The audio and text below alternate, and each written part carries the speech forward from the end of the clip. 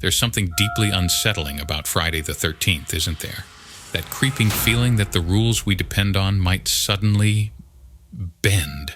Tonight, we're unlocking 4 doors that should probably stay closed on this most superstitious of days. From a hospital where the night shift never quite ends, to a hotel floor that architects swear doesn't exist. From a game where you're the unwitting prize, to a lakeside town where masks aren't just for Halloween, each story reveals that sometimes the most terrifying thing about Friday the 13th isn't the date itself. It's how it peels back the comfortable lies we tell ourselves about reality. So check your locks twice, because after tonight, you might find yourself marking every Friday the 13th on your calendar. Not to avoid bad luck, but to avoid something far worse that might be looking for you when the clock strikes 13.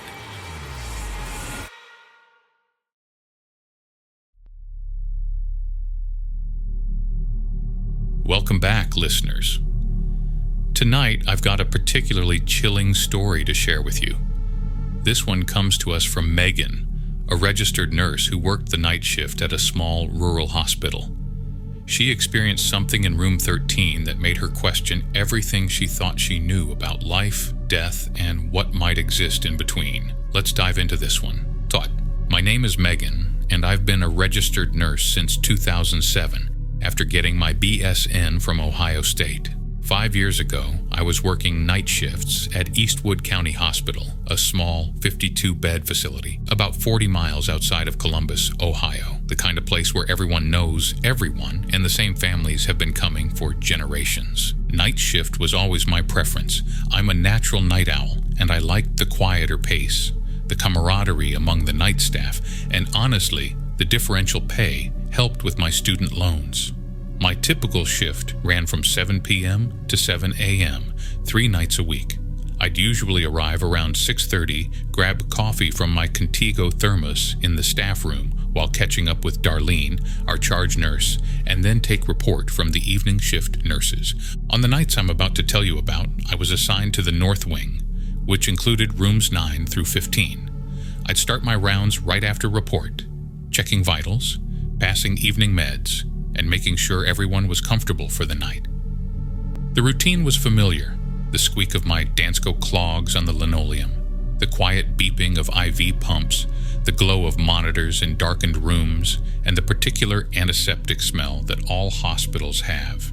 My blue Cherokee scrubs with the extra pockets were perfect for stashing alcohol swabs, my Littmann stethoscope, and the protein bars that kept me going. I was dealing with a lot personally during this time. My mom had been diagnosed with early onset dementia the year before, and I was trying to help my dad manage her care. I was also going through a separation from my husband, Tom. We'd been married for 6 years, but things had been deteriorating. The night shifts were a blessing in disguise. They kept me busy when I might otherwise have been sitting alone in my empty apartment, overthinking everything. It was Friday, September 13th, when things first started to seem off. I remember because one of the other nurses, Jackie, had been joking about it being Friday the 13th all evening, making exaggerated comments about watching out for black cats and broken mirrors. I've never been superstitious, but I think about that conversation a lot now. That night, I was assigned room 13, along with 4 other patient rooms. Room 13 had been empty for a few days, but we'd admitted a new patient just before my shift. Mr. Franklin, a 72-year-old with pneumonia who needed IV antibiotics and oxygen. He was stable but weak, and according to the evening nurse, he'd been sleeping most of the afternoon. Around 11 p.m., I went in to check his vitals and give him his medication. He was awake, watching an old Western on the small TV mounted in the corner of the room. I remember he had these bushy white eyebrows that seemed to have a life of their own, moving up and down as he talked. "How are you feeling, Mr. Franklin?" I asked as I checked his oxygen saturation. "Been better?" he said, his voice raspy. "But I've been worse too." I smiled as I recorded his vital signs in the computer. Blood pressure 132/78, heart rate 84, temperature 99.1, all reasonable given his condition. "I hear this is a nice hospital," he said, watching me work. "My neighbor's daughter had her appendix out here last year. Said the nurses were real good." "We try our best," I replied, preparing his antibiotics. "Have you been here before?" He shook his head. "Nope. First time. Hope it's the last. No offense." "None taken. We hope it's your last time too, in the best way possible." We chatted a bit more as I hung his medication. He told me about his grandkids, showed me a photo of his dog, a scruffy terrier mix named Rusty, and mentioned he was a retired postal worker. Before I left, I made sure his call button was within reach and told him to ring if he needed anything. "Oh, one more thing," I said, pausing at the door. "Is there anything I should know about your sleep habits? Any special routines or concerns?" He thought for a moment. "I usually sleep pretty well, but this cough's been keeping me up, and I like to keep a light on. Don't like waking up in the dark, especially in a strange place." I nodded, adjusting the small wall light to a dim glow. "That should be good. I'll check on you again in a couple of hours." The rest of the night proceeded normally. I passed meds, documented care, helped a patient in room 11 to the bathroom, and handled a new admission in room 15. By the time 1 a.m. rolled around, I was at the nurse's station catching up on charting, the ward quiet except for the usual noises, the soft hum of equipment, occasional beeps from monitors, the squeak of the custodian's cart as he moved down the hallway. At about 1:10 a.m., I decided to do a quick round and check on everyone before taking my break. I started at room 9 and worked my way down the hall. Most patients were sleeping, which was good. When I got to room 13, I eased the door open quietly, expecting to find Mr. Franklin asleep. Instead, he was sitting up in bed, staring intently at the foot of his bed. He didn't seem to notice me enter. "Mr. Franklin?" I kept my voice low. "Is everything all right?" He turned to me slowly, blinking as if coming out of a trance. "Oh, hello, nurse. I was just talking to the nice lady." I glanced around the room, which was empty except for the two of us. "What lady, Mr. Franklin?" "The old woman sitting right there." He pointed to the foot of his bed. "She's been keeping me company for a little while now. Very pleasant. Said she used to be a patient here too." A chill ran through me, though I didn't show it. Confusion wasn't uncommon in elderly patients, especially in the hospital environment where sleep was often disrupted. I'd seen plenty of patients become disoriented at night. "There's no one else here, Mr. Franklin," I said gently. "You might have been dreaming. It's just after 1 in the morning." He frowned, looking back at the empty space. "That's strange. She was just here. Older lady, maybe in her 80s. Gray hair in a bun, blue dress, old-fashioned, like from a long time ago. She was sitting right there, plain as day." I checked his oxygen levels again, wondering if hypoxia might be causing hallucinations. But his saturation was 94% on his nasal cannula. Perfectly acceptable. His other vitals were stable too. "Let me get you some water," I offered. "Sometimes the medications can cause vivid dreams." As I filled his cup from the sink in the corner, he spoke again. "It wasn't a dream. I was wide awake." She asked if she could sit with me for a while.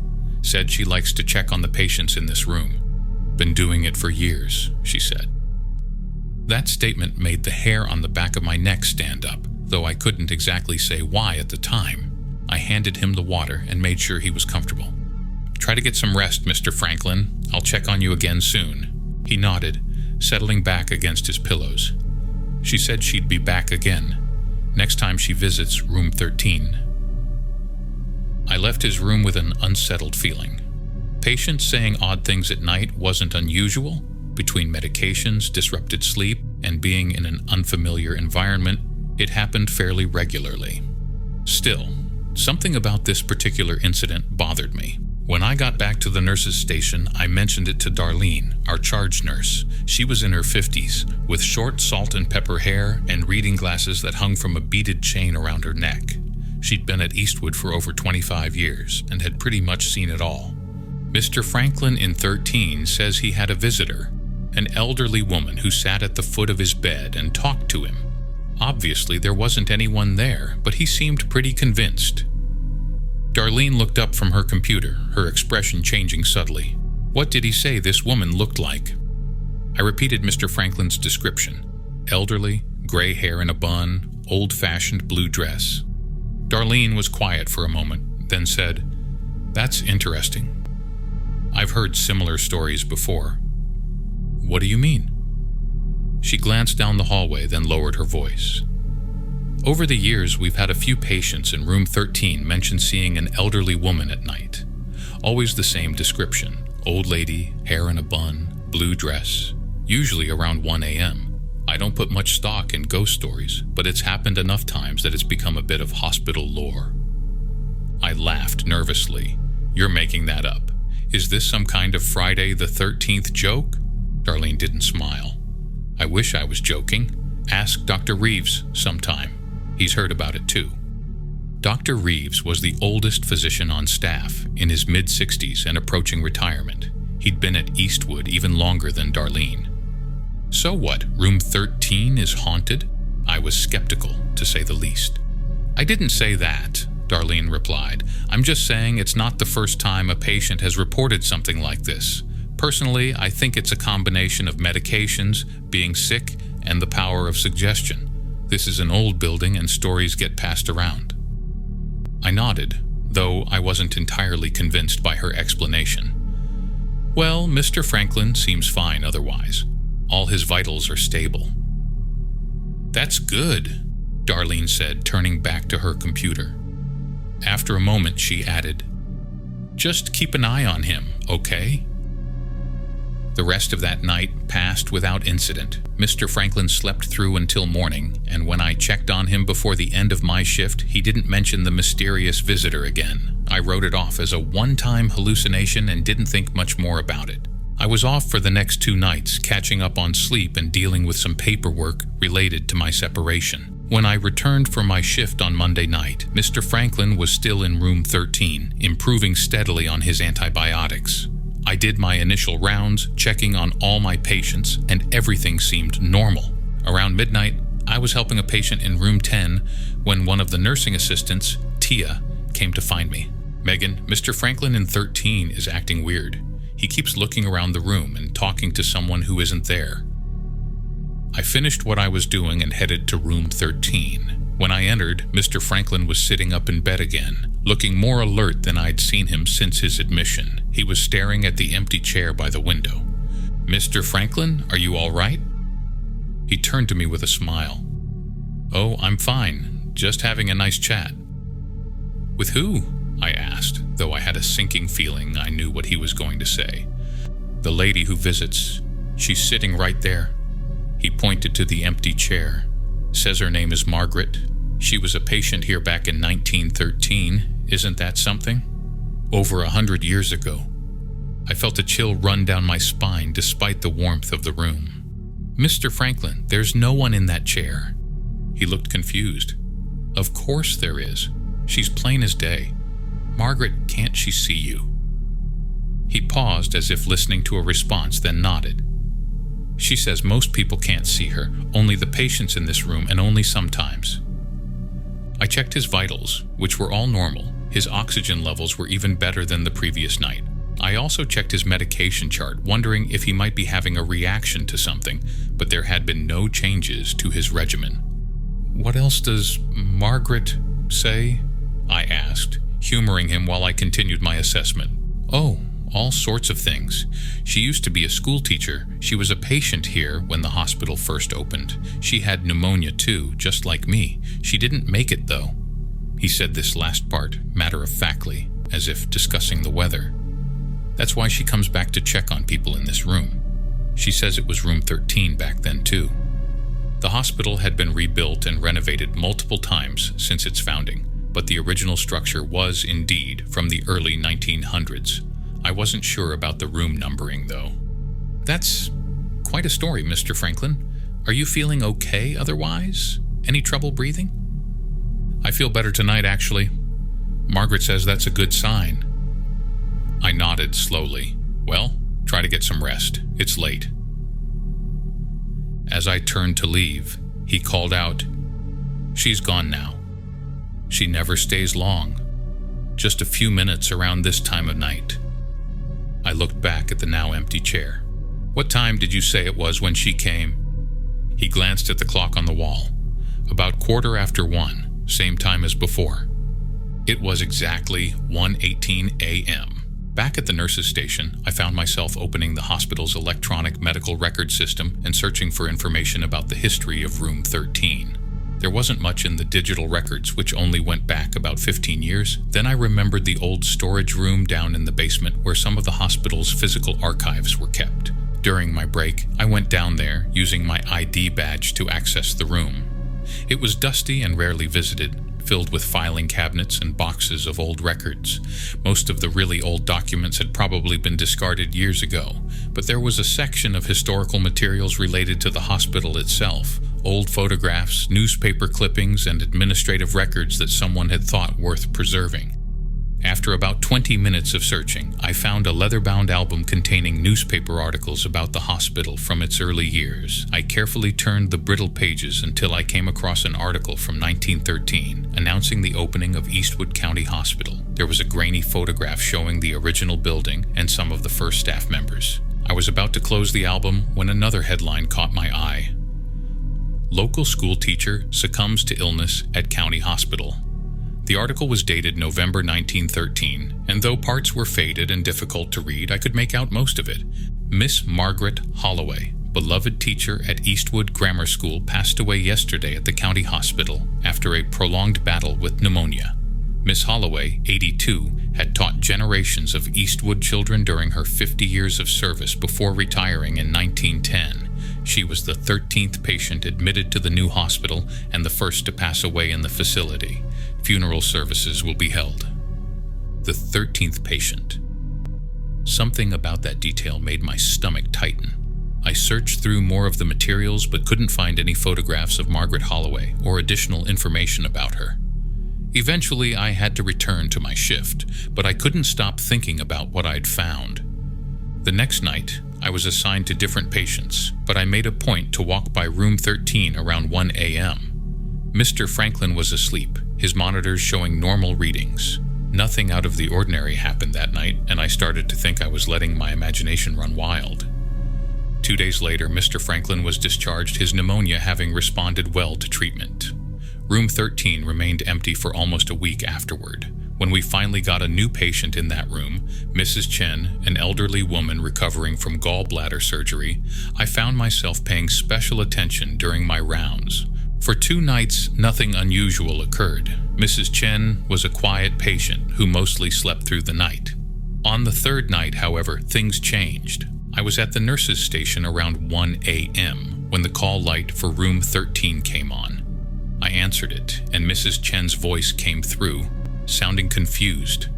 "Nurse, there's someone in my room." I hurried to room 13, finding Mrs. Chen wide awake and pointing to the foot of her bed.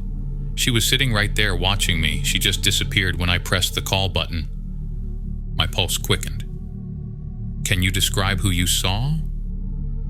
"An old woman with white hair up in a bun. She was wearing an old-fashioned blue dress. She didn't say anything, just sat there looking at me. I thought she might be a patient who wandered into the wrong room, but then she just vanished." It was exactly the same description Mr. Franklin had given, and when I checked the time, it was 1:13 a.m. exactly. "Mrs. Chen, you were probably dreaming," I said, trying to sound reassuring despite my own unease. "It's common to have vivid dreams in the hospital." "I wasn't asleep," she insisted. "I was reading my magazine and she was just there." I checked her vitals, which were normal, and made sure she was comfortable before leaving.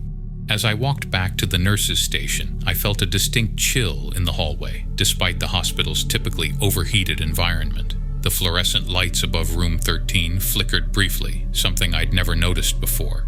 That night after my shift, I couldn't sleep. I kept thinking about the coincidence. 2 different patients, same description, same approximate time. I told myself there had to be a logical explanation. Perhaps Mr. Franklin had somehow mentioned his visitor to Mrs. Chen, though I couldn't imagine when or how. Or maybe there was something about room 13 itself, a draft that caused a sensation of someone sitting on the bed, or shadows from outside that created the illusion of a figure. Over the next few weeks, I began to research the history of the hospital more thoroughly. I spent hours in the county library on my days off, going through old newspapers and local history books.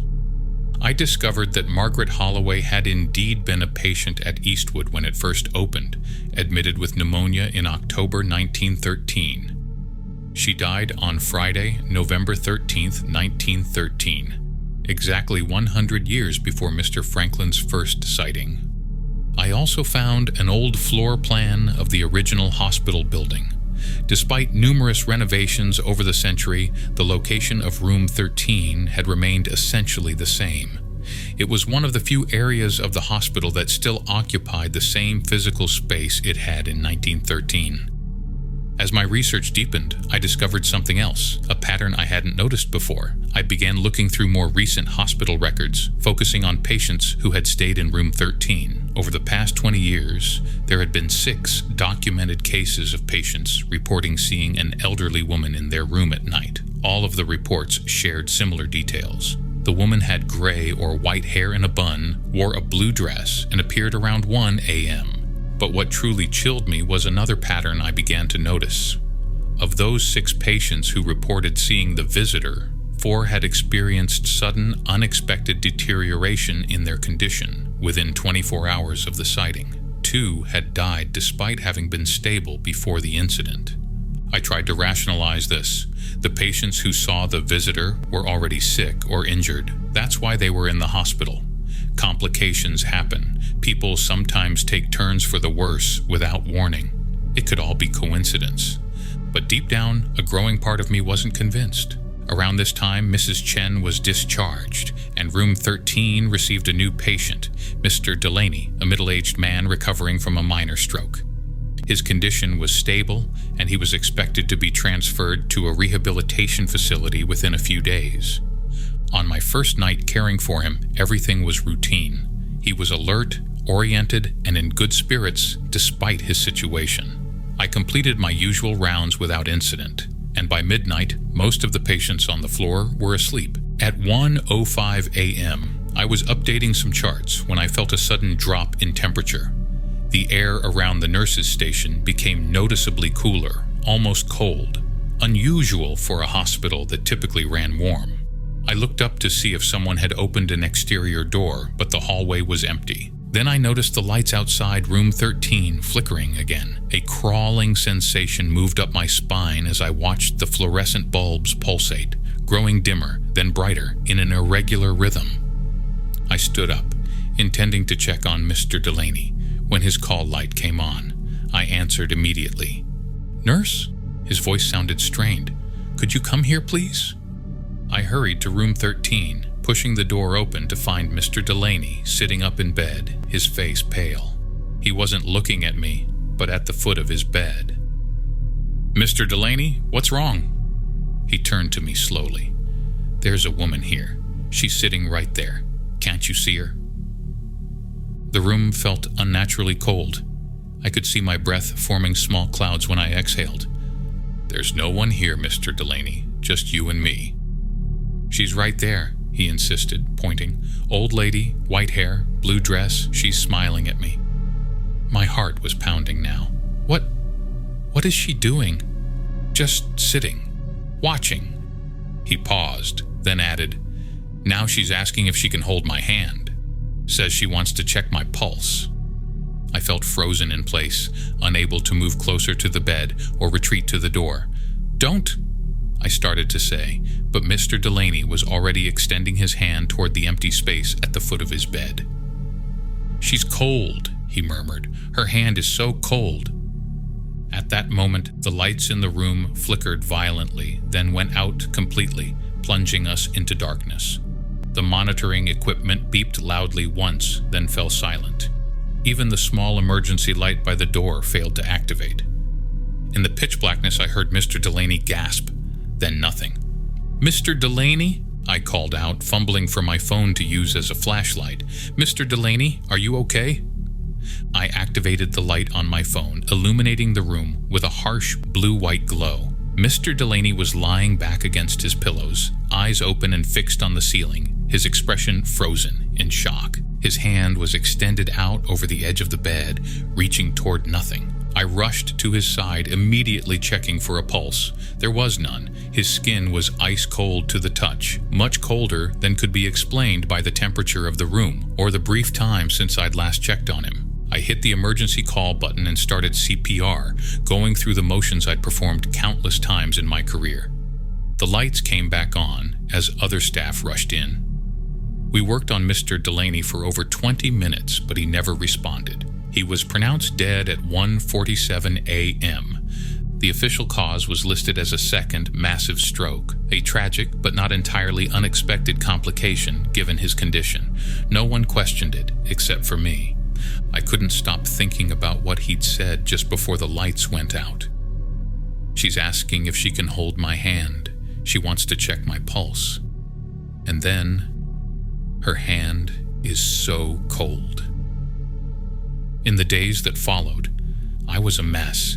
I couldn't sleep, spending hours researching similar phenomena or staring at the ceiling of my apartment, replaying that night in my mind. I called in sick for 2 shifts, something I'd rarely done before. When I finally returned to work, I requested not to be assigned to room 13. Darlene gave me a knowing look but didn't ask questions. The room remained empty for several days after Mr. Delaney's death, a coincidence of scheduling, I was told. I debated whether to share what I'd discovered with anyone. Would they think I was crazy? Would I put my job at risk? But the thought of another patient experiencing what Mr. Delaney had, perhaps with the same outcome, was too much to bear. I decided to speak with Dr. Reeves, who had been at the hospital longer than almost anyone. I caught him alone in the doctor's lounge late one night, drinking coffee and reviewing charts. "Dr. Reeves, do you have a minute? I wanted to ask you about something, a bit unusual." He looked up, his lined face showing curiosity. "Of course, Megan. What's on your mind?" I hesitated, then plunged ahead. "It's about room 13. Have you ever heard stories about patients seeing things in there? Specifically an elderly woman in a blue dress?" Dr. Reeves's expression changed subtly. He set down his coffee cup and regarded me with intensity I hadn't expected. "Why do you ask?" I told him everything about Mr. Franklin, Mrs. Chen, and Mr. Delaney, about my research into Margaret Holloway and the pattern of patients who'd seen her, followed by sudden deterioration or death. I half expected him to dismiss it all, to offer a rational medical explanation or suggest I was overworked and imagining things. Instead, he was quiet for a long moment.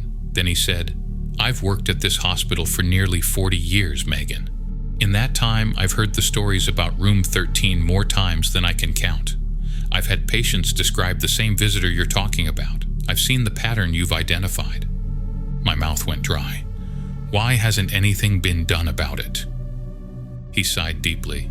"What would you have us do? Close down a perfectly functional room because of what most would consider ghost stories? The administration would never approve it, especially not in a small hospital where every bed counts. But if patients are dying..." "The patients who die have medical conditions that can explain their deaths," he interrupted. "No one could prove otherwise. Trust me, I've thought about this a great deal over the years. So we just... do nothing?" I couldn't keep the frustration from my voice. Dr. Reeves looked tired, older than his years. "I'm not saying that. I've done what I can. I try to keep the highest risk patients out of that room. I pay special attention to anyone placed there, but beyond that..." He trailed off, shaking his head. I left that conversation feeling both validated and more disturbed than ever. If even Dr. Reeves, a man of science and medicine, acknowledged the pattern, how could I ignore it? That was 5 years ago. I still work at Eastwood, though I requested a transfer to the day shift shortly after Mr. Delaney's death. I couldn't bear the thought of being in that hospital at 1:13 a.m. anymore, of potentially witnessing another incident in room 13. I've continued my research into Margaret Holloway over the years. I found an old photograph of her in the County Historical Society archives. An elderly woman with stern features and her hair pulled back in a tight bun, wearing a high-necked blue dress typical of the early 1900s, exactly as the patients had described her. I learned that she had no family when she died. No one to remember her. The hospital was still new when she was admitted, and as the 13th patient and first death, perhaps something about that combination left a mark. I don't consider myself superstitious. I'm a medical professional trained to look for rational explanations, but my experiences in room 13 have taught me that there are some things science can't easily explain. Thin places where the boundary between our world and something else becomes permeable, especially at certain times on certain dates. If you're ever a patient at a small hospital and they try to put you in room 13, especially on a Friday the 13th, ask for a different room. And if you wake up around 1 a.m. to find an elderly woman in an old-fashioned blue dress sitting at the foot of your bed, whatever you do, don't let her take your hand.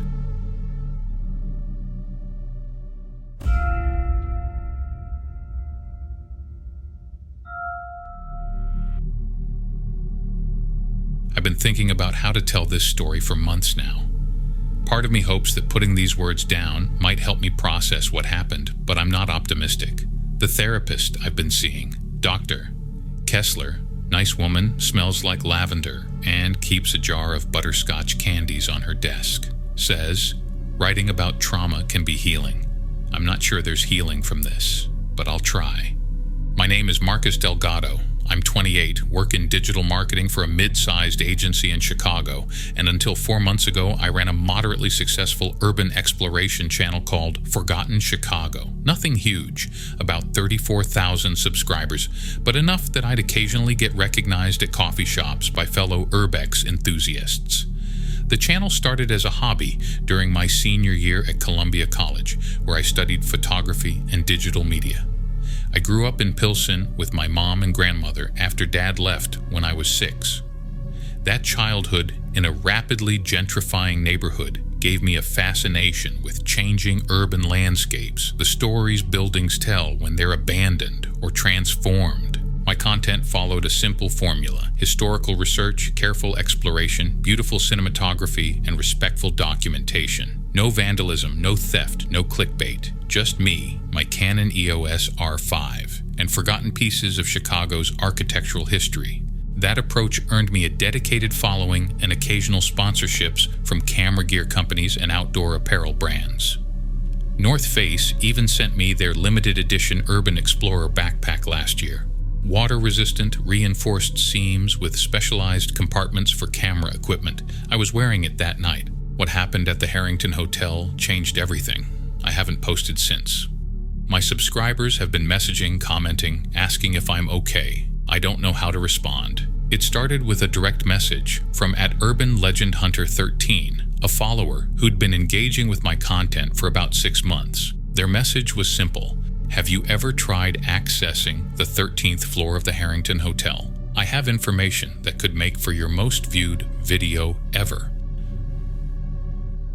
The Harrington was a 1920s Art Deco masterpiece in Chicago's South Loop, designed by Benjamin Marshall, the same architect behind the Drake and Blackstone hotels. It had been abandoned since 2008 after a failed renovation attempt left the building in ownership limbo. I'd actually explored the lower floors 2 years earlier, but had been unable to access the higher levels due to a collapsed stairwell. What caught my attention was the mention of a 13th floor. Most buildings of that era deliberately skipped from floor 12 to 14 due to superstition. A quick Google search revealed that the Harrington did indeed have a properly labeled 13th floor, unusual for its time. I should have been more suspicious when Urban Legend Hunter 13 mentioned that the floor had been permanently sealed after 3 guests vanished from their rooms in 1977. Classic urban legend material. But when they sent me scans of actual newspaper clippings from the Chicago Tribune about the disappearances, my interest was piqued. Then came the challenge.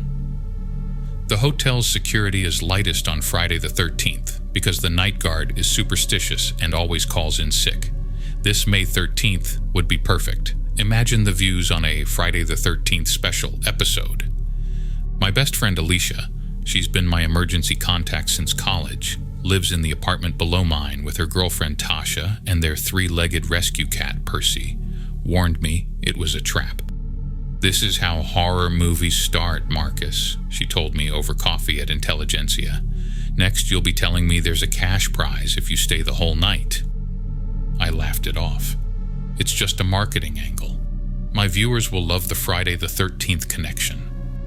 "At least, let me track your location," she insisted, pulling up the Life 360 app on her phone. We'd started using it after I had a close call exploring an unstable factory in Gary 2 years ago. I agreed, thinking it couldn't hurt. May 13th arrived with an unseasonable thunderstorm. The weather forecast had predicted clear skies, but by 10 p.m., lightning was cutting across the Chicago skyline, illuminating the abandoned Harrington in flashes of electric blue. I parked my Honda Civic 3 blocks away and checked my equipment one last time. Camera, extra batteries, 2 flashlights, backup flashlight, granola bars, water bottle, first aid kit, and my lucky pocket knife, a gift from my grandfather before he passed. As predicted, security was minimal. The chain-link fence had a gap wide enough to slip through, and the plywood covering a service entrance had already been partially pulled away. I wasn't the first visitor that night. The Harrington's lobby retained echoes of its former grandeur. Marble floors now cracked and dusty, a chandelier hanging precariously from water-damaged ceiling tiles. Art Deco details still visible through layers of graffiti. I'd captured all this in my previous visit, so I headed straight for the stairwell. To my surprise, the collapsed stairs I'd encountered before had been cleared. Not professionally repaired, but passable, like someone had deliberately created a path upward. I checked the time, 11:23 p.m. Plenty of time to reach the 13th floor by midnight for maximum dramatic effect in my video. I started my standard intro as I climbed. "Hey explorers, Marcus here at the abandoned Harrington Hotel in Chicago's South Loop. Tonight is Friday the 13th, and we're attempting something special, accessing the legendary 13th floor that's been sealed off since the mysterious disappearances of 1977. The stairwell smelled of mildew and something metallic, like old pennies. By the 8th floor, the smell had intensified, and I noticed something odd. The building felt warmer the higher I climbed, despite no electricity or heating system running for over a decade. On the 12th floor landing, I paused to catch my breath. The door to the 12th floor was ajar, revealing a hallway in surprisingly good condition. No collapsed ceiling, no water damage, just dust and peeling wallpaper. I pushed the door open further and swept my flashlight across the space. "That's strange," I narrated for the camera. "This floor looks recently disturbed, footprints in the dust." I followed the footprints down the hall, documenting as I went. They led to room 1213, where the door stood partially open. Inside was a perfectly preserved 1970s hotel room, burnt orange carpet, wood-paneled walls, a brass lamp with a geometric patterned shade, no dust, no decay, just a room frozen in time, complete with a copy of the Chicago Tribune dated May 13th, 1977 on the nightstand. My skin prickled. Someone had staged this. They had to have, but the level of detail was extraordinary, down to the vintage toiletries in the bathroom and the room service menu offering a T-bone steak dinner for $7.95. A crash of thunder rattled the windows, and when I turned back to the room, I noticed the digital alarm clock on the nightstand. 1313 glowed in red LED numbers. I checked my phone, 11:58 p.m. "Clock's wrong," I said to the camera, trying to keep my voice steady, probably staged by another explorer. I pulled out my phone to document the discrepancy, only to find my screen showing the same time, 1313. I force quit all apps and reopened the clock. Still 1313. A power surge from the storm must have affected both devices somehow. The stairwell door to the 13th floor should have been right across from the 12th floor landing, but it wasn't there. Instead, I found it at the end of the hallway, where architecturally, no stairwell should exist. The door was metal, industrial-looking, out of place with the hotel's vintage aesthetic. A small sign read, 13th floor, authorized personnel only. I tried the handle. Locked. Then, as if responding to my touch, it clicked and swung open on its own. The staircase beyond was different, concrete instead of the ornate marble steps below, lit by flickering fluorescent lights despite the building's lack of power. I hesitated, camera rolling. So, either someone set up generators and gone to extreme lengths to create an elaborate prank, or something very strange is happening here, I narrated, my voice betraying my nervousness. Either way, we're going to find out what's on the 13th floor. I climbed the stairs and pushed through another metal door at the top. The 13th floor hallway stretched before me, impossibly long for the building's footprint. The decor was pure 70s, geometric carpeting, wood paneling, brass fixtures, but pristine, as if newly installed. The air felt charged, heavy with the smell of ozone and something else I couldn't identify. My camera's battery indicator, which had shown 94% minutes earlier, now flashed red at 13%. My phone displayed the same battery level. Technical difficulties, I muttered, swapping in my spare battery. The new battery immediately showed 13% as well. I walked down the hallway, documenting the numbered rooms. 1301, 1302, 1303. Each door was closed, with a Do Not Disturb sign hanging from every knob. The hallway should have ended, or at least turned, after room 1308, based on the building's floor plan. But it continued with room 1309, then 1310, stretching into impossible distance. At room 1313, I stopped. This door was different, a deeper shade of brown, with a brass knocker shaped like a lion's head instead of a peephole. Without thinking, I reached for the handle. The door swung open to reveal not a hotel room, but another hallway, identical to the one I stood in, except the carpet was blue instead of orange. A perfect mirror of the 13th floor, stretching in both directions. "What the hell?" I whispered, stepping through. The door closed behind me with a definitive click. When I turned to reopen it, I found myself facing room 1313 again, but in this hallway with its blue carpet. I'd somehow crossed into a parallel version of the same floor. My heart raced as I tried door after door, finding each locked tight. Finally, room 1317 opened, revealing a hotel room with decor from the 1950s, not the 70s I'd expected. Black and white television, rotary phone, different furniture style entirely. On the bed lay a newspaper.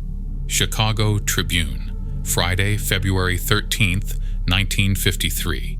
The headline read, "Hotel Celebrates Anniversary Despite Tragedy." Before I could read further, I heard footsteps in the hallway, heavy, dragging footsteps approaching room 1317. I ducked into the bathroom, leaving the door cracked just enough to peer through. A figure in a hotel staff uniform walked into the room. Not the red and gold uniform of the Harrington I'd researched, but solid black with a strange insignia on the breast pocket. The figure moved mechanically, head turning in precise increments as it surveyed the room. Its face, God, its face. In the mirror's reflection, I could see there was nothing where features should be, just smooth, featureless skin stretched over an approximation of human anatomy. It had no eyes, but I felt it sensing me, hunting for me. I held my breath as it approached the bathroom door, pausing just on the other side of the crack I was peering through. A hand, too long, fingers bent at impossible angles, reached for the door. In desperation, I lunged for the bathroom window, forced it open, and looked out. Instead of the 13-story drop to the Chicago streets I expected, I saw another hotel room. Physically impossible, yet there it was. With the thing's hand now pushing the bathroom door open, I dove through the window. I tumbled onto plush carpet in a suite decorated in Art Nouveau style, earlier than either of the previous eras I'd encountered. A brass plaque on the desk read, "Harrington Hotel, Grand Opening, May 13th, 1921. Looking back at the window I jumped through, I saw only a mirror reflecting the room I now stood in. No bathroom, no creature, just me, wide-eyed and trembling, clutching my camera. The suite's door led to yet another hallway configuration. The doors here were numbered in reverse, 1399, 1398, 1397. Somewhere in the distance, I heard the dragging footsteps again, joined by others, a chorus of inhuman movement growing louder. I ran down the hallway, trying doors frantically until one opened, 1378. Inside was a modern hotel room circa early 2000s, with a flat-screen TV mounted on the wall. The TV was on, showing security camera footage of the Harrington's lobby from earlier that night. I watched myself enter the building at 11:17 p.m. Then the footage switched to another camera, one I hadn't noticed, showing me ascending the stairwell. Another switch, me entering the 12th floor. Another, me discovering room 1213. The final feed showed the 13th floor hallway, where I'd first entered, but from a high angle. As I watched, another visitor entered the hallway, a young woman with camera equipment similar to mine. Then another explorer, this one a middle-aged man, then another and another. With horror, I realized I was watching footage from different Friday the 13ths throughout the years. Visitors like me lured to the 13th floor. In each clip, the explorer would open door 1313, step through, and never return to that hallway. The TV screen flickered, then showed a new image, the current hallway outside the very room I was in. The faceless staff member stood directly outside, hand reaching for the doorknob. I backed away, bumping into the bathroom door. Inside, the bathroom had been converted into a small makeshift museum. Glass display cases contained personal effects, watches, wallets, cameras, phones, decades worth of items. One case held 3 press badges from 1977, the missing people from the newspaper articles. Another contained newer items. With a jolt, I recognized a North Face backpack identical to mine. Inside the case, a small card read, Marcus Delgado, May 13th, 2022. The door to the room began to open. Panicking, I turned to the bathroom window, my previous escape route, only to find a solid wall where it should have been. The thing was in the room now, joined by 2 others like it, all wearing different era Harrington hotel uniforms. They surrounded me, faceless heads tilted in unison, as if curious about their newest acquisition. One reached out those distorted fingers toward my camera. In that moment, my phone chimed, the familiar tone of the Life 360 app. Alicia was checking my location. The creatures froze at the sound. The screen of my phone showed not 1313, but 12:01 a.m., and the blue dot of my location was moving, impossibly, from the Harrington Hotel back toward my apartment. One of the creatures produced a smartphone of its own, the exact model as mine, and held it up, mirroring my movements as I raised my phone higher. The realization hit me. They weren't just collecting people, they were replacing them. A violent thunderclap shook the building, and the lights flickered. In that moment of darkness, I lunged past them, out the door, and ran blindly down the hall, no longer caring which direction I went. I rounded a corner and found myself facing an elevator, something I hadn't seen in any previous hallway. The doors stood open, inviting.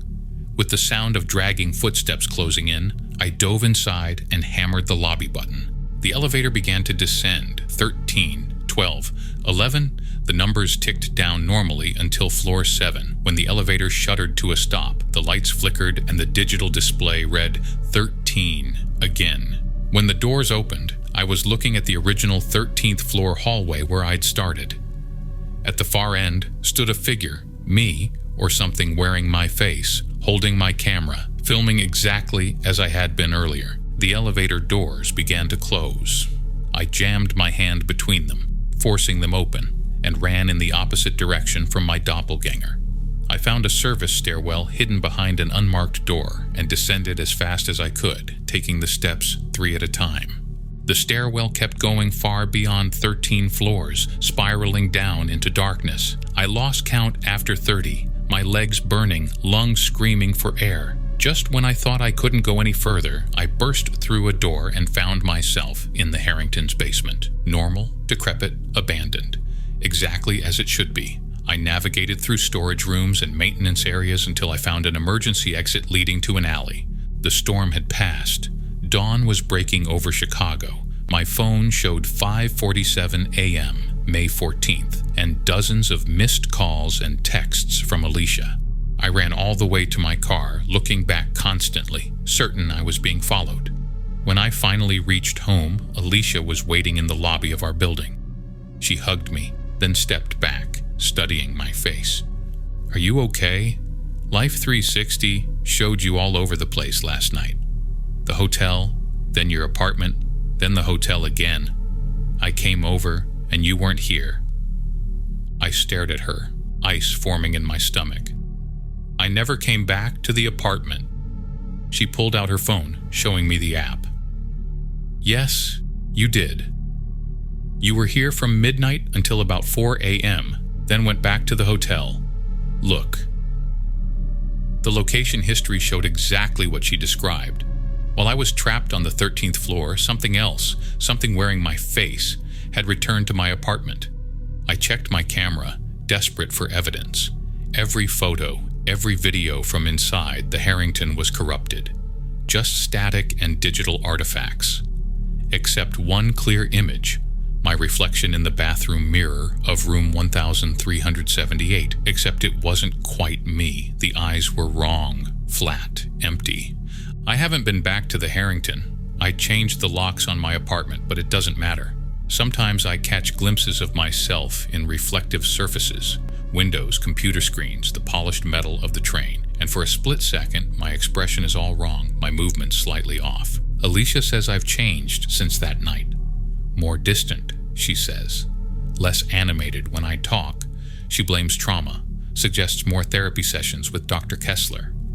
I've started noticing others like me around Chicago, people who move just a little too precisely, whose expressions don't quite match their words. They nod at me in recognition when our paths cross. I check my phone compulsively now. The time is always correct.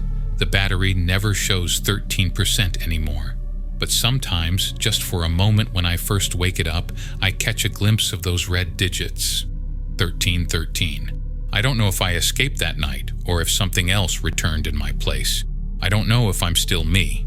All I know is that the 13th floor of the Harrington Hotel exists outside normal space and time, collecting people across decades. And whatever entity manages this collection has perfected the art of replacement. I'm writing this as a warning. If you receive a message about an abandoned place with a perfect opportunity to explore, especially on a significant date, ask yourself why someone wants you there.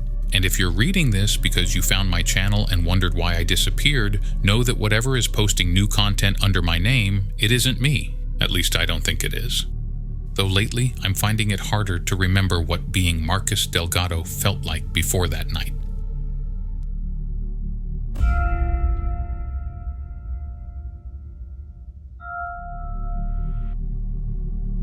Tonight's story comes from a listener in Oak Ridge, a small town that doesn't appear on most maps.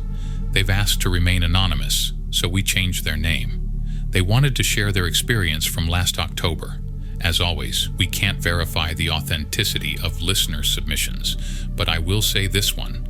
Well, it kept me up for 2 nights straight. We call this one The Last Game. And let's begin. I've been trying to write this down for months now. Every time I start, my hands shake so badly I can barely type. My therapist says it might help to get it all out, to process what happened that night. I'm not sure anything will help at this point, but I need to warn others. Let me start with who I was before that Friday night last October. I was a pretty average 19-year-old from Oak Ridge, working part-time at Western Family Pharmacy while taking classes at the community college. I've lived in this town my whole life, born at Oak Ridge Memorial, graduated from East Oak Ridge High. My childhood home is on Sycamore Drive, the one with the crooked mailbox my dad never got around to fixing. I've known most of my friends since elementary school. That's just how it is in towns like ours. My name is Morgan Chen, half Chinese from my dad's side, but I've never been to China. I speak about 10 words of Mandarin that I picked up from my grandmother's visits when I was little. She used to bring these red bean cakes I loved, wrapped in plastic with little cartoon characters on them. I still remember the exact sweet smell when you open the package. Whenever I get really stressed, I find myself craving them. I've always been the cautious one in our friend group. Jess calls me the designated worrier. I take my Lexapro every morning with my coffee, black, 2 sugars, double check that the stove is off before leaving for class, and always keep my gas tank above a quarter full. I've got this whole routine, Wake up at 6:45, shower for exactly 8 minutes, cereal while scrolling through TikTok, then brush my teeth while mentally reviewing my schedule for the day. I'm telling you all this because I want you to understand that I'm not the type of person who makes things up. I'm not creative or imaginative. I've never been into horror movies or ghost stories. I'm studying accounting, for God's sake. But what happened that night in October has changed everything. I haven't gone back to classes. I moved back in with my parents. I jump at shadows and sleep with the lights on. I check the locks 3, sometimes 4 times before bed. I've gone from being a casual nail biter to having fingers that look like they've been through a meat grinder. It all started when Jess texted our group chat about an escape room that had just opened up in the old Holloway house on the edge of town. You know the type of place. Victorian, 3 stories, that gingerbread trim that's always peeling. It sat empty for years after old Mrs. Holloway died. I used to ride my bike past it on the way to summer swim practice, and even in broad daylight, there was something unsettling about it, the way the windows seemed to watch you. Guys, they're doing a special Friday the 13th theme, Jess wrote. It's supposed to be super intense, like sign a waiver intense. Zach responded immediately with hell yes, followed by about 15 devil emojis. That was Zach, always first to jump into anything thrilling. He'd been my lab partner in AP chemistry, always the one trying to make the chemicals react more dramatically. He once singed off his eyebrows attempting to create a mega reaction for our final project. We got a C-, but the story became legendary. Danny was next. Sounds dope. I'm in. Danny and I had a complicated history. We dated briefly junior year, broke up messily, then somehow managed to patch things up into a friendship that still occasionally felt awkward. He worked at his family's hardware store, Miller's on Main Street, and was taking night classes in engineering.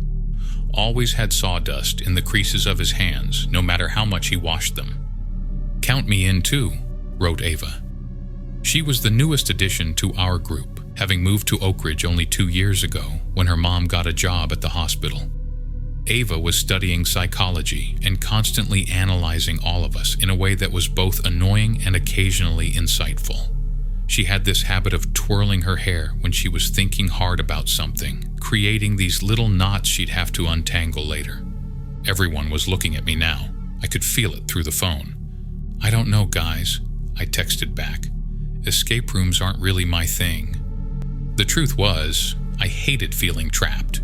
When I was 8, I got stuck in an old refrigerator during a game of hide-and-seek at my cousin's house. It was only for maybe 5 minutes, but I still remember the smell of metal and old food, the sound of my breathing getting louder as the air felt thinner. I'd never told my friends about it. It seemed like such a stupid thing to be traumatized by.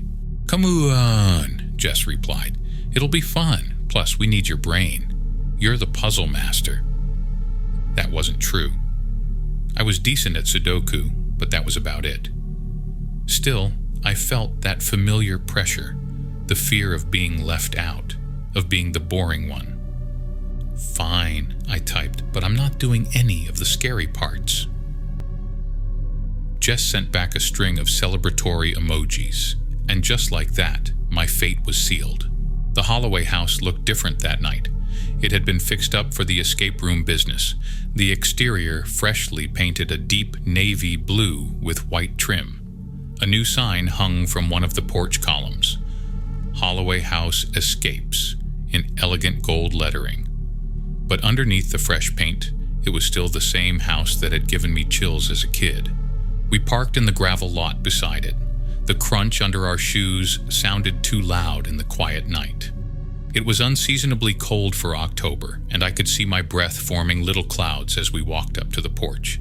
I'd worn my thickest cream-colored sweater, the one with the coffee stain on the left sleeve that I'd never fully gotten out, and I was already wishing I'd brought a heavier jacket. "This is going to be epic," Zach said, rubbing his hands together. He was wearing a Halloween-themed shirt with a glow-in-the-dark skeleton on it, like we were all 12 instead of 19. "It better be for $60 a person," Danny muttered, pulling his wallet from the back pocket of his faded Levi's. I noticed Ava was unusually quiet, staring up at the third-floor windows. "What's wrong?" I asked her. She shook her head. "Nothing. Just Thought I saw someone up there, but we're probably not the first group tonight."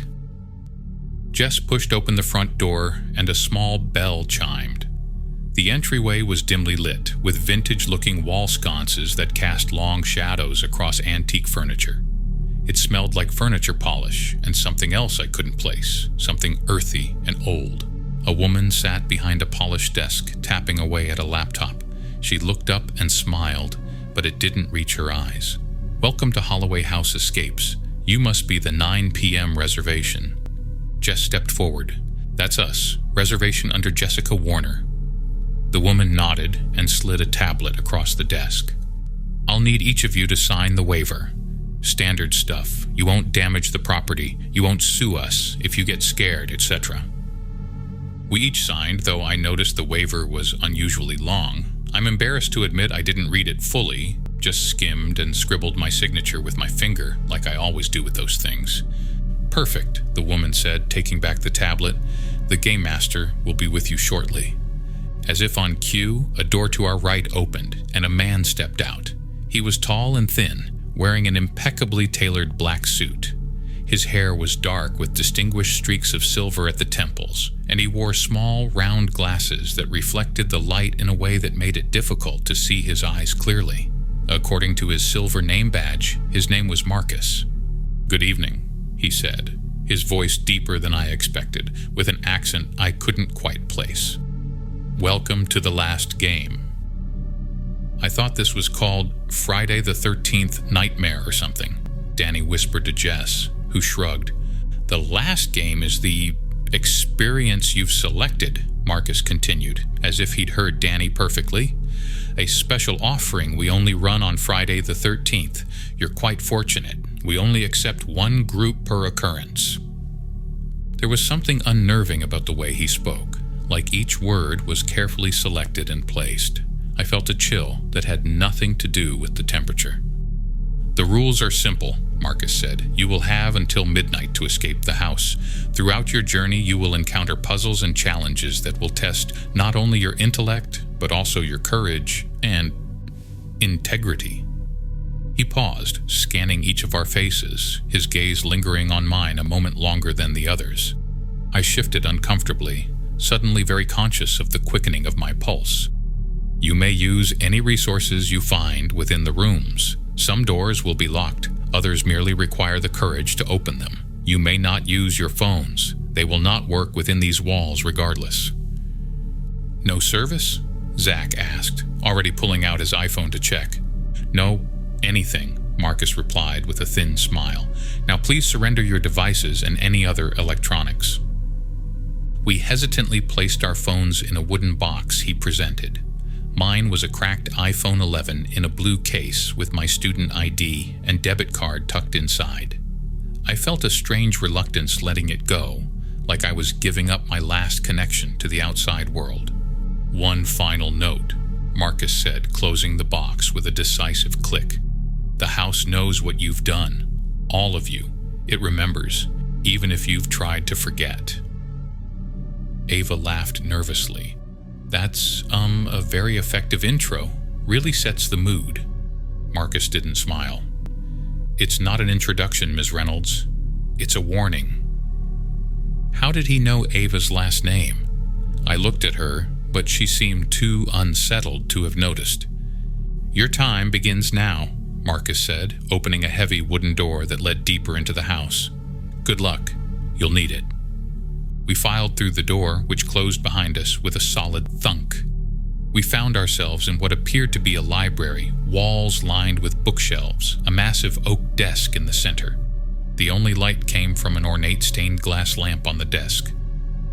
"Okay, this is cool," Zach said, immediately beginning to examine the books. "Spread out," Jess suggested, already pulling volumes from shelves. "Look for clues." I stood frozen for a moment, trying to calm my racing heart. "It's just a game," I reminded myself. "Just people in costumes and puzzles designed to make you feel scared." I forced myself to move toward the desk. That's when I noticed the framed photograph. It showed 5 children standing in front of the very house we were in, but decades earlier, judging by their clothes. What made my blood run cold was that each child's face had been scratched out, except one. The one in the middle, a boy of about 10, stared out at me with an expression of pure terror.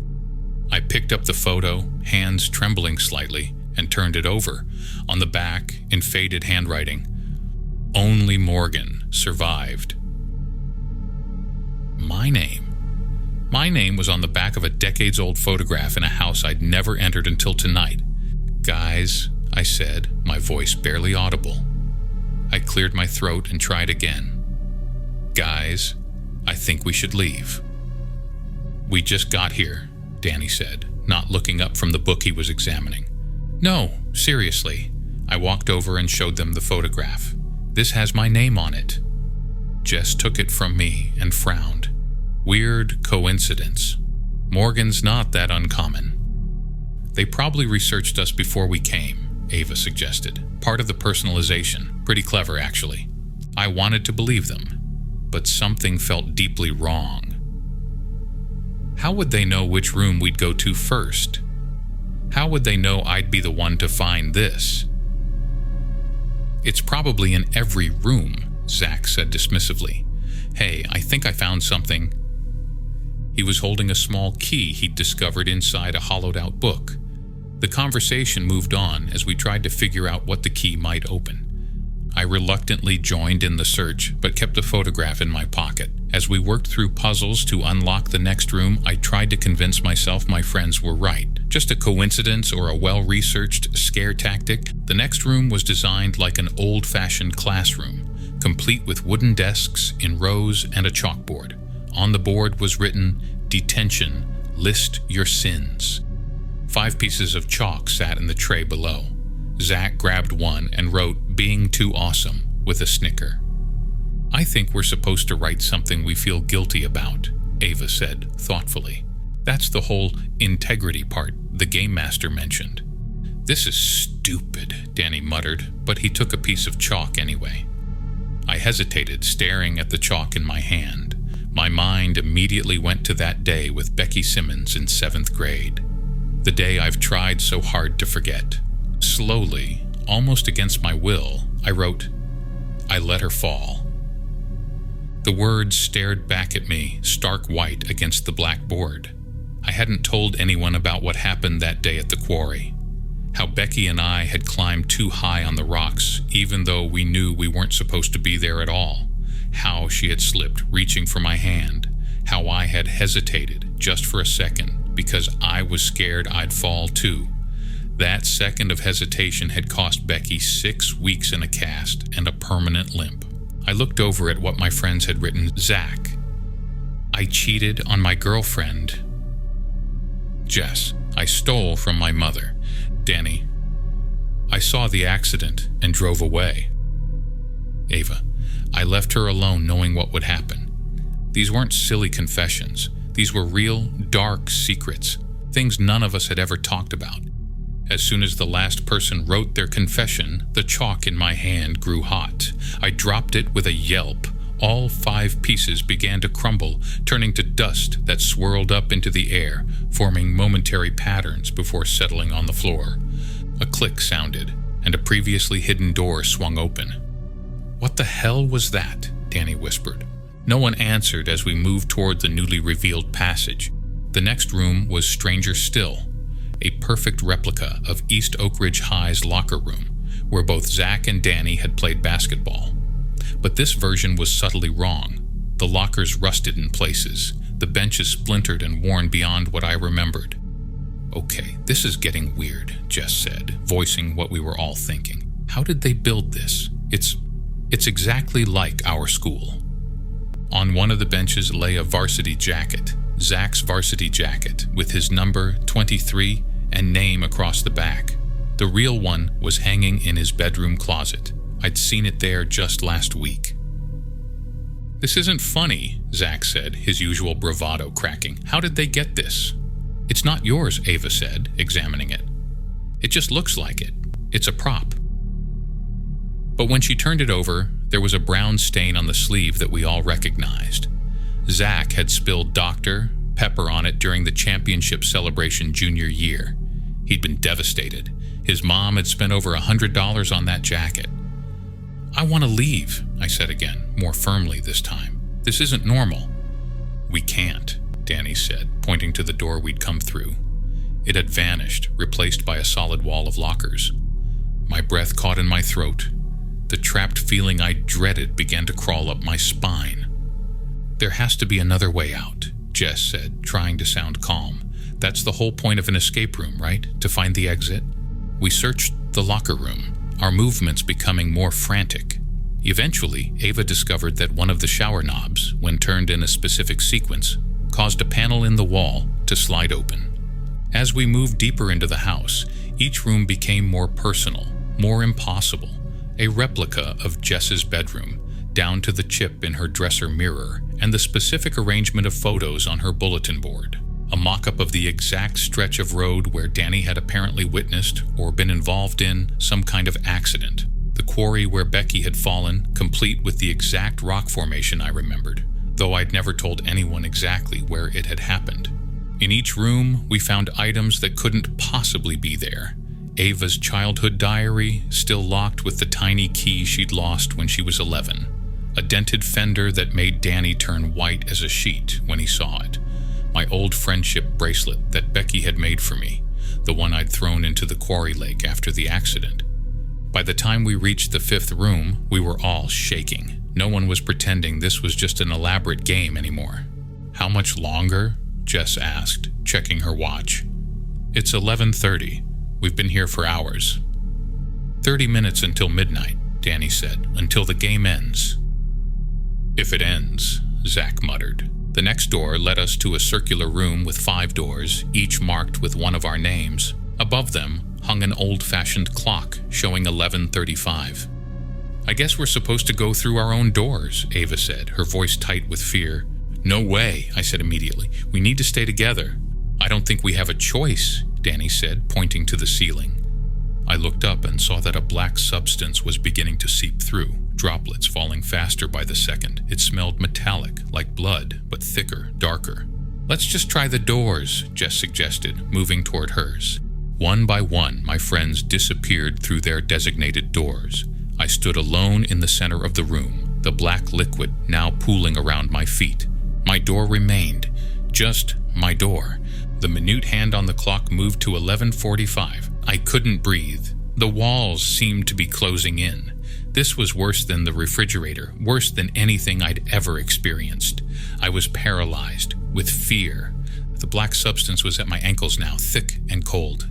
"Morgan." I spun around. Marcus stood there, though I hadn't heard any door open. "You haven't gone through your door," he said, his voice echoing strangely in the room. "Where are my friends?" I demanded, trying to sound braver than I felt. "They've moved on to the next phase of the game." He smiled, and for the first time I saw that his teeth were just slightly too sharp, as all players do eventually. "What is this place? This isn't an escape room." "No," he agreed. "It's much more than that. It's a reckoning." He stepped closer, and I noticed his name badge had changed. It no longer said Marcus. Now it read Moros. Every Friday the 13th, I select a group. Those who carry the weight of their choices. Those who need to face what they've done. "We haven't done anything," I protested. "Haven't you?" Danny left the scene of an accident where a man died. Zach's infidelity drove a young woman to attempt suicide. Jess has been stealing from her mother to feed a gambling addiction. Ava abandoned her younger sister with their abusive father. And you... He looked at me with those reflective glasses. "You hesitated, just long enough for gravity to take hold." I felt sick. How could you possibly know that? "I know everything about you, Morgan Chen. I know about the red bean cakes your grandmother brought. I know you take Lexapro with your coffee every morning. I know you check the stove 3 times before leaving the house." My legs went weak. The black liquid was at my knees now. "How do I get out?" I whispered. "Your door, of course." He gestured to the door with my name. "But I should warn you, not everyone survives what they find on the other side. Most don't, in fact." "And if I don't go through?" The clock showed 11:55. then you stay here, with me, forever. The liquid was at my waist now, ice cold and viscous. What about my friends? They've made their choices. 5 minutes until midnight. The black substance reached my chest, making it hard to move. I thought about my parents, probably already asleep in the house on Sycamore Drive. About my textbooks stacked on my desk. The half-finished accounting homework I'd planned to complete over the weekend. About the ordinary life I'd taken for granted. Time's running out, Morgan, Marcus, or Moros said softly. Choose. With the last of my strength, I lunged for my door and yanked it open. Beyond it was nothing.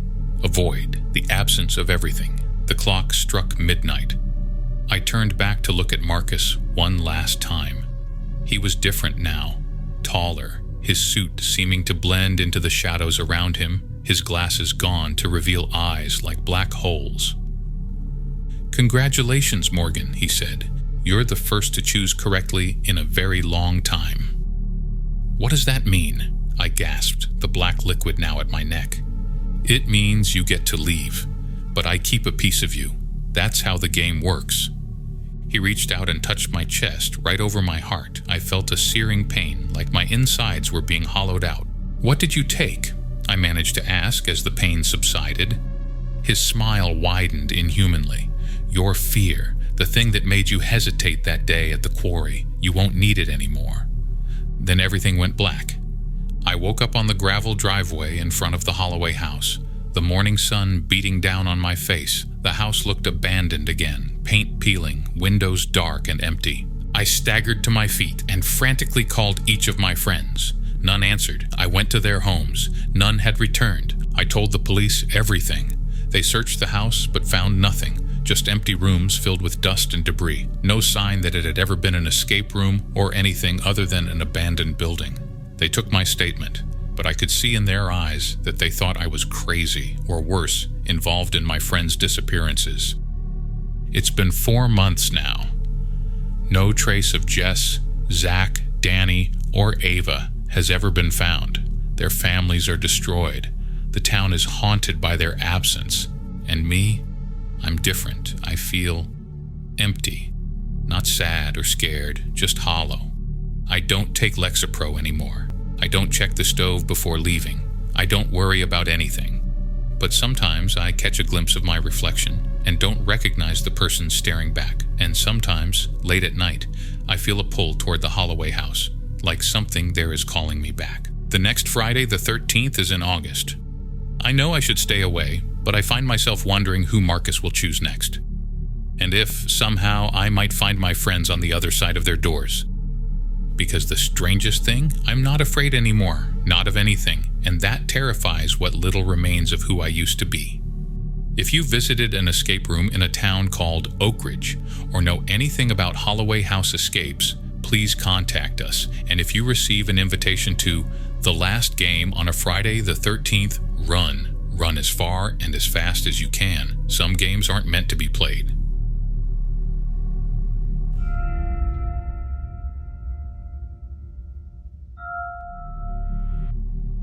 The following story was submitted by a listener. As always, we cannot verify the authenticity of these accounts, but we present them as they were shared with us. Tonight's story, called Beneath the Masks of Lakeview, comes from a journalist who had a disturbing experience while investigating an unusual tradition in a small New England town. I've been a reporter for the Boston Herald for 12 years, covering everything from corruption scandals to human interest pieces. I specialize in debunking local myths and superstitions, a beat that started as a joke assignment but grew into my professional niche. My editor calls me the Skeptic, a nickname I've embraced, even putting it on my business cards. 3 Pulitzer nominations later, no wins yet. I've built a reputation for rational explanations of seemingly supernatural phenomena. My name is Daniel Harmon. I'm 43, divorced, and living in a cramped apartment in Somerville with too many books and a temperamental radiator. I usually start my mornings with a black coffee from Dunkin' and the Globe crossword. I like knowing what the competition is publishing. My ex-wife Rachel used to say I approached everything in life like it was a puzzle to be solved. She wasn't wrong. Growing up in western Massachusetts, I developed an early fascination with New England folklore. My grandfather was a dedicated local historian who spent weekends dragging me to historical societies and abandoned mill towns. New England is full of secrets, he'd tell me. Most are just forgotten truths. Despite my professional skepticism, his words have stayed with me. Last October, my editor assigned me a piece on unusual Friday the 13th traditions across New England, a seasonal fluff piece for the weekend edition. While researching, I stumbled across a brief mention of a place called Lakeview in an obscure folklore journal from 1973. The single paragraph described a ritual where residents wore masks from sunset to sunrise every Friday the 13th to confuse the watcher. No further explanation was provided. My interest piqued. I tried finding more information on Lakeview. It barely existed online. No official website, just sparse mentions on regional tourism pages describing it as a quaint fishing village preserving traditional New England life. Population records showed a steady 312 residents for decades. Google Maps placed it on the shore of Lake Miskatonic, about 4 hours from Boston. When I discovered the next Friday the 13th fell in just 3 days, I called my editor. "Carol, I've got something better than a listicle," I said, my phone pressed between my ear and shoulder while I typed notes. "A town called Lakeview has this weird masking ritual on Friday the 13th. I want to check it out." "Masks? Like Halloween?" Carol asked, sounding distracted. "Something like that. They wear them to confuse the watcher, whatever that means." "Sounds like small-town nonsense," she said, but I could hear her interest. "But if you can get good photos of these masks, could make for a decent center spread. Take the company car." I packed light, laptop, camera, voice recorder, and overnight bag. The drive was pleasant enough, watching the suburban sprawl of Boston give way to increasingly rural landscapes. The fall foliage was at its peak, brilliant reds and oranges painting the hillsides. I stopped once for gas and a turkey sandwich at a mobile station, where the attendant raised his eyebrows when I mentioned my destination. "Lakeview? That's an odd place," he said, swiping my credit card. "My cousin delivered mail there for a while, said the locals were polite, but off somehow." "Off how?" I asked. He shrugged. "Just different. Keep to themselves." He requested a route change after a couple months. As I approached Lakeview, the 2-lane highway narrowed to a winding country road. My GPS began to glitch, the automated voice cutting in and out before failing completely.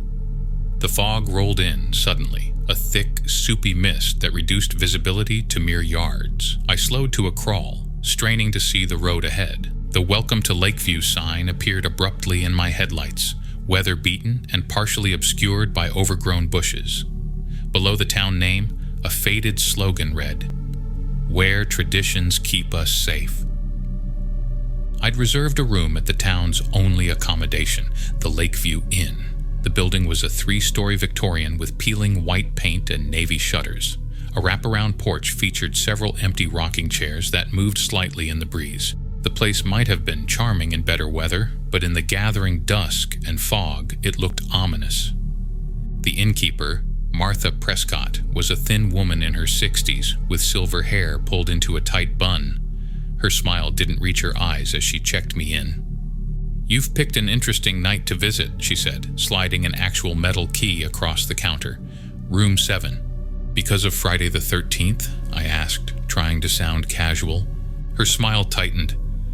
"We have certain traditions here, nothing to concern yourself with." "Actually, that's why I'm here.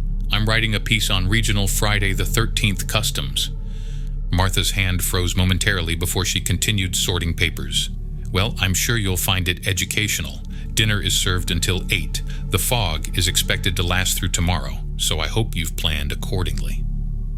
My room was exactly what you'd expect from a small-town inn. Floral wallpaper, 4-poster bed with a handmade quilt, and creaky floorboards. The window overlooked the lake. Though I could see nothing through the fog, what I could make out was the faint outline of stone structures along the shoreline, arranged in a semicircle. I unpacked quickly and headed downstairs for dinner, hoping to chat with other guests or locals. The dining room was nearly empty except for an elderly couple and a middle-aged man reading a fishing magazine. I took a seat near the window and ordered the house specialty, lake trout with roasted potatoes. My server was a young woman named Emily, perhaps in her early 20s, with auburn hair and a birthmark shaped like a crescent moon under her right eye. Unlike Martha, Emily seemed genuinely friendly. "First time in Lakeview?" she asked, pouring water from a glass pitcher. "Is it that obvious?" She laughed. "We don't get many visitors, especially this time of year." "I'm here about your Friday the 13th tradition," I said. "The masks?" Emily's smile faltered slightly. "Oh, that. Can you tell me about it?" She glanced over her shoulder toward the kitchen door. "It's just an old custom. Everyone in town wears a mask from sunset to sunrise. It's been that way forever." "But why?" "Protection," she said simply, then added with forced brightness, "Your trout will be out shortly." As she walked away, I noticed a slight limp in her right leg. When she returned with my food, I tried a different approach. "Those stone structures by the lake, what are they?" Emily set down my plate. "Boundary markers? Very old. Some say they were here before the town." "Boundary for what?" She hesitated. "Between land and water.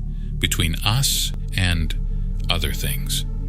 Before I could press further, Martha appeared in the doorway, fixing Emily with a stern look. The young woman excused herself and disappeared into the kitchen. Martha's gaze lingered on me momentarily before she withdrew. I ate alone. The trout surprisingly delicious, despite my growing unease. The restaurant emptied, and I found myself the last patron. As I paid my bill, I asked Emily if there was anywhere to get a drink in town. "The harbor master's a few blocks down," she said. "Just follow Main Street toward the water. Can't miss it." She lowered her voice. "If you're really interested in our tradition, that's where to learn more. Ask for Thomas." Outside, the fog had thickened impossibly. The streetlights created hazy halos that barely illuminated the sidewalk. I followed Main Street as instructed, passing darkened storefronts with names like Lakeside Provisions and Miskatonic Tackle and Bait. Few people were out, and those I passed walked quickly, heads down. The harbor master turned out to be a weathered building with windows glowing amber through the mist. Inside was what I expected, a typical New England tavern with dark wood, nautical decorations, and the pervasive smell of beer and fried food. About a dozen patrons occupied various tables, their conversations hushing briefly as I entered. I took a seat at the bar and ordered a local beer, Boundary Ale, from the Lakeview Brewing Company. The bartender, a burly man with a salt and pepper beard, nodded when I asked for Thomas. "That's me," he said, sliding the beer toward me. "What brings you to our little corner of nowhere?" I introduced myself and explained my article. Unlike Martha, Thomas seemed amused. "A reporter, huh? Come to see our peculiar little custom?" "Exactly. What can you tell me about it?" Thomas wiped down the counter. "Been happening as long as anyone can remember. Town records mention it going back to the 1700s. Everyone wears a mask from sunset to sunrise on Friday the 13th, no exceptions." "But why?" I pressed. "To confuse the watcher," Thomas said, as if stating the obvious. "What's the watcher?" He chuckled. "That depends on who you ask. Some say it's an ancient spirit that lives in the lake. Others think it's something that comes from beyond the lake. The masks make it harder for it to identify people." "Identify them for what?" Thomas shrugged. "Just tradition now, I suppose. But no one skips it." "Or what happens?" "Nothing good," he said, suddenly serious. "Last person who refused was Henry Marsh, back in '98. He called it superstitious nonsense." Thomas leaned closer. "They found his clothes by the stone markers the next morning. Empty. Never found Henry." I tried to hide my skepticism. "You're saying something took him?" "I'm saying he broke tradition and disappeared," Thomas replied. "Draw your own conclusions." As the night progressed, more locals drifted in. Most were guarded when I mentioned my purpose in town, but a few opened up after several rounds. One elderly fisherman, Edward, showed me a photo of his family's masks, intricate wooden creations passed down for generations. Each family has their own design, he explained, his roomy eyes earnest. Mine shows the fish that's been our family's livelihood for centuries. When did your family arrive in Lakeview? I asked. Edward thought for a moment. Always been here, far as I know. Town records show Abbott's fishing these waters since founding days. I noticed something odd as I reviewed my notes later. Despite talking to several elderly residents, no one mentioned the town cemetery or deaths in their families. When I asked Edward about his parents, he simply said they were gone without elaboration. By closing time, I'd had one too many boundary ales and was feeling the pleasant buzz of alcohol and the excitement of uncovering what was clearly an elaborate local folklore. I thanked Thomas and stepped outside into the fog, which had somehow grown even thicker. The walk back to the inn was disorienting. The mist seemed to swallow sound and distort distance. Several times I thought I heard footsteps behind me, but when I turned, there was nothing but swirling fog. Once, I could have sworn I saw a figure standing motionless in the middle of the road, tall and unnaturally thin, but when I blinked, it was gone. I blamed the beer and the power of suggestion. This was exactly how folklore perpetuated itself, creating patterns from randomness, monsters from shadows. Back in my room, I typed up my notes while the details were fresh. Around 2 a.m., I was startled by a soft knocking at my door. When I opened it, the hallway was empty except for a small package wrapped in brown paper.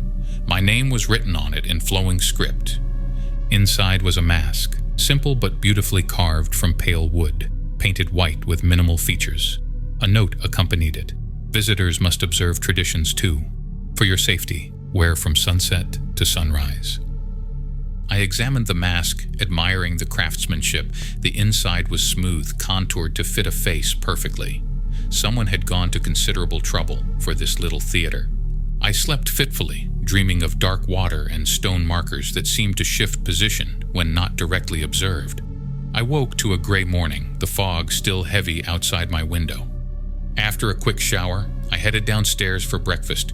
The dining room was busier than the previous night. Martha nodded curtly as I took a seat. Emily served me coffee and pancakes, her expression guarded compared to her friendliness the night before.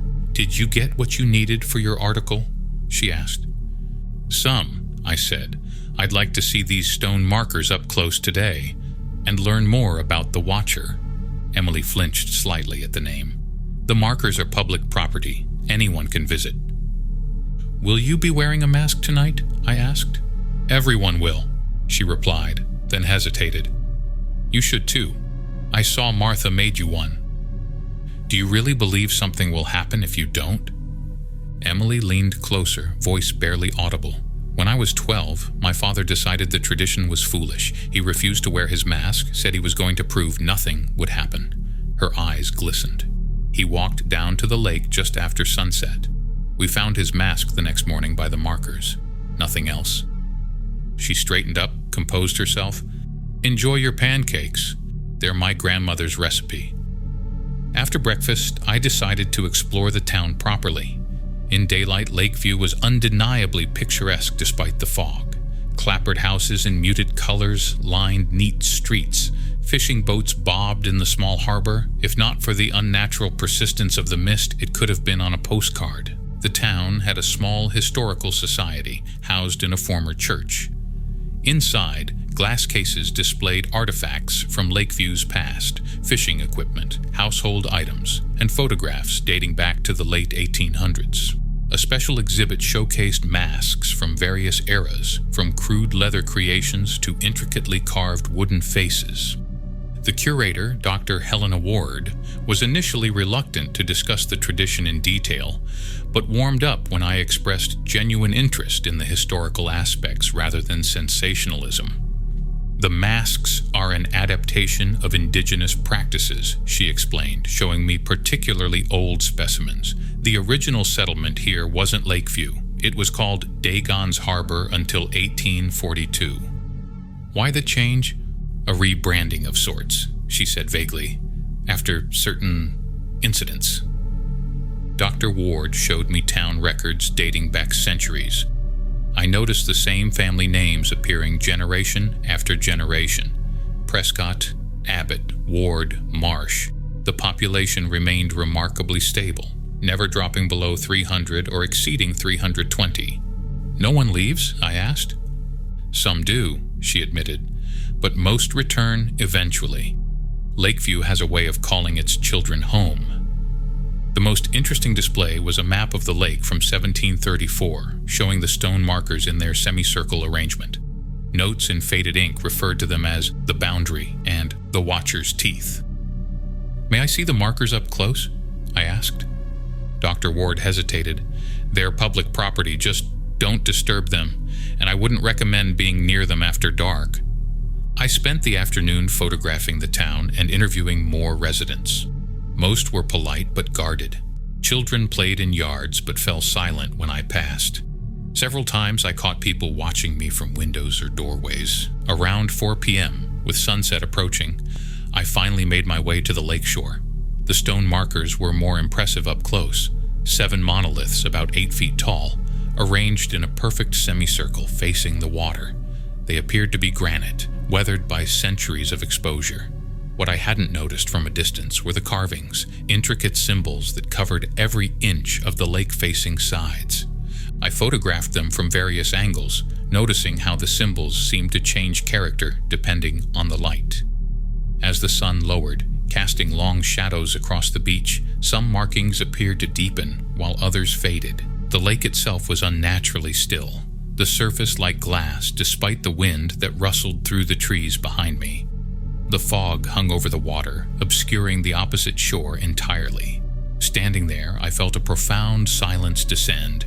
No birds, no insects, not even the sound of waves. As I studied the central marker, I noticed something odd. A subtle vibration running through the stone, as if it were humming at a frequency just below human hearing. When I placed my hand on it, a cold sensation shot up my arm, and for a split second, I thought I saw additional symbols appear, glowing briefly before fading. A sharp voice broke my reverie. You shouldn't touch them. I turned to find Martha Prescott standing several yards away, her expression severe. They're just stones, I said, trying to sound more confident than I felt. Nothing here is just anything, Mr. Harmon, she replied. Sunset is approaching. Everyone will be preparing. As if on cue, I noticed movement throughout the town. People hurrying home, doors and windows being closed, curtains drawn. You have your mask? Martha asked. I nodded, though I had no intention of participating in their superstition. Wear it, she said. It wasn't a suggestion. From the moment the sun touches the water until it rises again. She turned to leave, then paused. And stay away from the lake tonight. Back at the inn, I found the atmosphere had changed. The few remaining guests were checking out despite the late hour. When I asked Emily about dinner, she informed me the kitchen was closed. Everyone stays home on masking night, she explained, already wearing her own mask, a delicate creation featuring a stylized bird. There's a basket with bread and cheese in your room. It's tradition. Sure enough, a small wicker basket waited on my bed, containing a loaf of homemade bread, several wedges of cheese, an apple, and a bottle of Boundary Ale. Beside it lay the mask I'd been given. From my window, I watched the sun sink toward the lake. As the bottom edge touched the water, a hush fell over the town. Even the wind seemed to stop. In houses and businesses throughout Lakeview, lights were dimmed or extinguished entirely. I decided to play along initially, slipping the mask over my face. It fit perfectly, as if made from a mold of my features. The eye holes aligned exactly with my vision, and breathing was surprisingly easy through the small mouth opening. For about an hour, I sat in my room, reviewing my notes and photos. The mask was uncomfortable, but not unbearable. Around 9 p.m., I decided to observe the town during its tradition. What better way to complete my article than with first-hand accounts of this peculiar ritual in action? I crept downstairs, finding the inn eerily silent. At the front desk, Martha sat perfectly still, wearing an ancient-looking mask of weathered wood with pronounced cheekbones and hollow eyes. She didn't acknowledge me as I passed. Outside, the fog had transformed from white to a sickly yellowish gray. The streetlights cast weird, diffracted halos that seemed to pulse subtly. I walked Main Street, noticing figures in masks occasionally passing between buildings or standing motionless on porches. None spoke or gestured. Some wore elaborate creations with feathers or shells. Others donned simple painted faces. All moved with deliberate, almost ritualistic steps, as if following choreography I couldn't perceive. My journalistic curiosity overrode my growing unease. I needed to see the lake again, to observe what happened at these boundary markers during the masking hours. I made my way toward the shore, the silence broken only by my footsteps and the distant sound of water. As I approached the beach, I noticed a procession forming, about 20 masked figures emerging from different streets, all converging on the stone markers. They moved in perfect unison, neither hurrying nor hesitating. I hung back, watching from behind a boathouse. The procession formed a semicircle mirroring the arrangement of the stones. One figure, wearing an ornate mask with antlers and shells, stepped forward, raising their arms toward the lake. What happened next defies rational explanation. The symbols on the stones began to glow with a pale blue light, pulsing in a rhythmic pattern. The still surface of the lake rippled, though there was no wind. Then, slowly, the water at the center began to bulge upward, as if something massive was rising from below. My journalistic skepticism fought against what my eyes were seeing. This had to be an elaborate performance, perhaps involving projectors and hydraulics, yet I couldn't spot any equipment, and the scale seemed impossible for a small-town production. The water continued to rise, forming a column about 20 feet high. Within it, I could make out a shape, something vast and shapeless, yet with suggestions of limbs and perhaps a head. Most disturbing were what appeared to be eyes, dozens of them opening and closing at different intervals within the watery form. The masked villagers began a low, rhythmic chanting in a language I didn't recognize. The antlered figure stepped into the shallow water, holding something I couldn't quite see.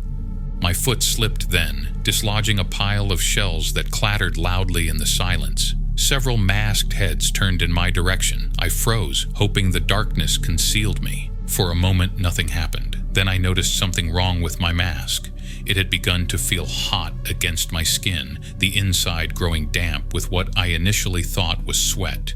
When I reached up to adjust it, my fingers came away stained with red. The mask was bleeding. Panicking, I tore it off. A collective gasp rose from the assembled villagers. The chanting stopped abruptly. Every masked face turned toward me. Even more terrifying, the shape in the water column seemed to orient in my direction, its many eyes focusing with terrible precision. "Put it back on," someone hissed. Emily's voice, though I couldn't identify which mask was hers.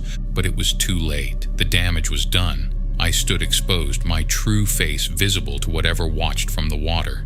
The column began to undulate violently, its form stretching toward the shore, toward me. I ran, back through the town, past darkened buildings where masked figures stood in doorways, watching silently.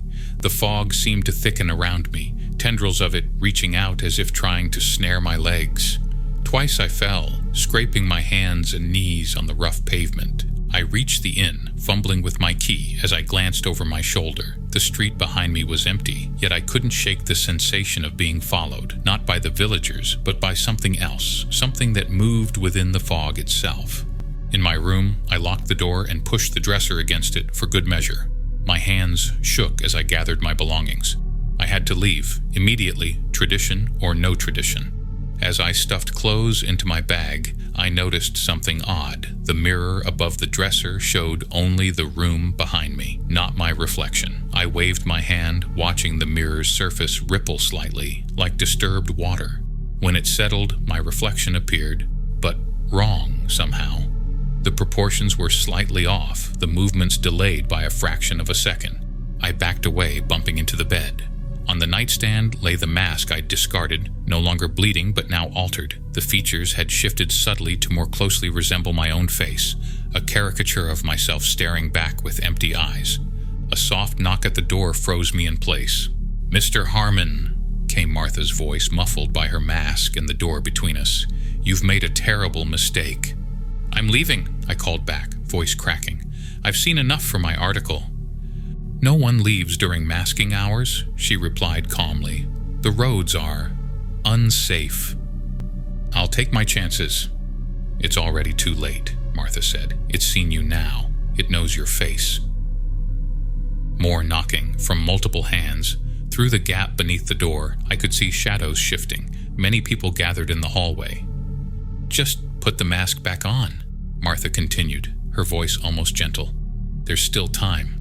Dawn is only a few hours away." I backed toward the window, calculating my chances of reaching my car before they could stop me. The drop to the ground was significant but not impossible. As I peered outside, I saw them, figures standing on the lawn below, all in masks, all perfectly still, all facing my window. More disturbing was what moved among them, shapes within the fog that weren't quite human, elongated and fluid, leaving glistening trails on the grass. I was trapped. With trembling hands, I picked up the mask again. It felt heavier than before, the wood warm like living flesh. Up close, I could see the grain shifting subtly, forming and reforming patterns that resembled the symbols on the stone markers. What choice did I have? I slipped it over my face. The effect was immediate and horrifying. My skin tingled where it contacted the wood, then began to burn.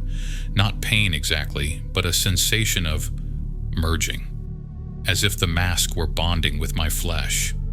I tried to pull it off, but it clung tenaciously. Through the eye holes, my vision changed, colors shifted, and I could suddenly see through the fog as if it weren't there. The figures on the lawn were clearer now, and what moved among them even more terrifying in its clarity. Undulating masses of translucent tissue, vaguely humanoid, but wrong in fundamental ways. The knocking at my door stopped. Footsteps retreated down the hallway. I was alone, yet more connected to Lakeview than ever before. Through the mask, I perceived the town differently. The buildings seemed older, some in ruins, rather than the picturesque structures I'd photographed. The lake was larger, extending beneath parts of the town itself. And everywhere the symbols I'd seen on the markers appeared, on walls, sidewalks, even floating in the air itself. I stood paralyzed by these visions until dawn, when a bell tolled somewhere in the town. The mask loosened slightly, allowing me to pry it from my face. It came away with a sound like tearing Velcro, leaving my skin raw and sensitive. Outside, the townspeople were removing their masks as well, going about their business as if nothing unusual had occurred. The fog had thinned considerably, revealing a bright, crisp autumn day. I packed my things with shaking hands and checked out without speaking to Martha or Emily. No one tried to stop me. In fact, they barely seemed to notice me at all. As I drove out of town, I glanced in my rearview mirror. For a moment, I thought I saw something in the road behind me. A tall, thin figure standing perfectly still, surrounded by swirling mist despite the clear day. When I looked again, it was gone. I filed my story a week later, a sanitized version focusing on the historical aspects of the mask tradition, mentioning nothing of what I'd witnessed by the lake. Carol was disappointed by the lack of dramatic photos, but ran it as a human interest piece in the Sunday supplement. That should have been the end of it. But 3 months later, while covering a city council meeting in Boston, I noticed something unusual in my bathroom mirror. A faint pattern emerging on my forehead, resembling the symbols from the stone markers.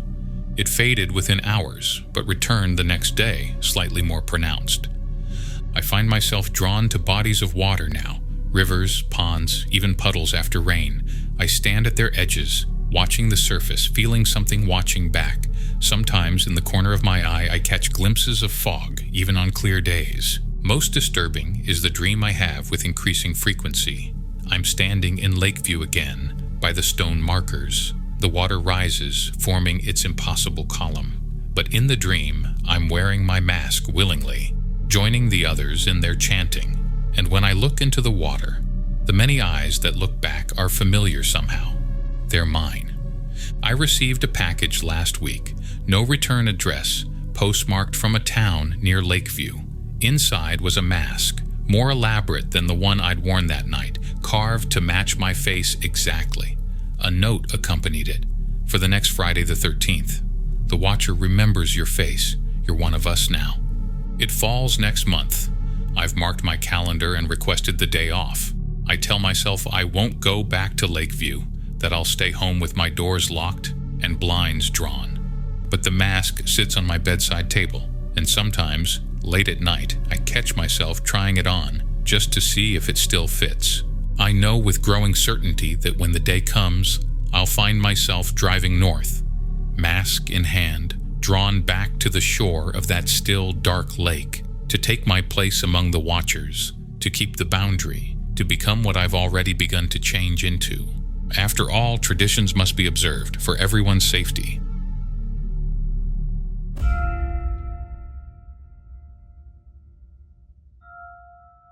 Well, friends, we've made it through another Friday the 13th together, at least in theory. The hospital clock has struck past 1:13 a.m. The elevator doors to the 13th floor have closed, the final puzzle remains unsolved, and somewhere, masks are being carefully stored away until the next time the calendar aligns just so. But before you breathe that sigh of relief, remember, these dates have a way of finding us, whether we're marking them or not. The nurse is still checking room 13.